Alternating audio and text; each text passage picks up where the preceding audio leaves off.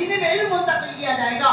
ایسا نیک بندہ گزرا ہے سید احمد شہید. جب انہوں نے دیکھا راجہ رنجیت سنگھ پنجاب پر قبضہ کر چکا ہے, مسجدوں میں گھوڑے باندھے جا رہے ہیں, عورت بچیوں کو ان کی عزتوں کو لوٹا جا رہا ہے, تو سید احمد شہید نے اپنے ایک شاگرد کو سید اسماعیل شہید کو بھیجا, حالات معلوم کر کے آؤ, کیا پنجاب میں ایسا ظلم ہو رہا ہے. معلوم ہوا کہ واقعی ایسا ہے, انگریز نے اس کو کھڑا کیا ہے. تو سید احمد شہید اپنے مریدین و متعلقین کو لے کے نکلے.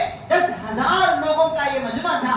آپ نکلے اور آگے بڑھتے چلے گئے, اور آپ کے ساتھ ادھر سے سید اسماعیل شہید بھی شریف ہوئے. بالا کوٹ پر ان کے مقابلے ہوئے. اللہ کا کرنا وہاں بھی کچھ غداریاں ہوئی, اور سید احمد شہید کو تہجد کی سجدے کی حالت میں راجہ رنجیت سنگھ نے شہید کروا دیا. ان کے سر کو کاٹا گیا, ٹکڑے ٹکڑے کیے گئے ہیں سید احمد شہید اور سید اسماعیل شہید. ان کی خبروں کو دیکھنے والے کہتے ہیں ایک جگہ ان کی خبر نہیں ہے, کہیں سر دفن ہے, کہیں آدھا حصہ دفن ہے, کہیں ہاتھ پر دفن ہے. بزرگوں, ہمارے بڑوں نے کیا کچھ قربانیاں دی ہیں اس ملک کے لیے. انہوں نے دیکھا کہ اس وقت اگر ہم کونے میں بیٹھ کے تسبیح پڑھتے بیٹھیں گے, یار اپنے تنہائیوں میں عبادتیں کرتے بیٹھیں گے, آنے والی نسل کے ایمان کے نعرے پڑیں گے. میدانوں میں آئے ہیں, ورنہ کیا پڑھی تھی حاجی امداد اللہ مہاجر مکی کو, شیخ الہند کو, اور حضرت جعفر تھانیسری کو, اور حضرت کیا نام ہے حضرت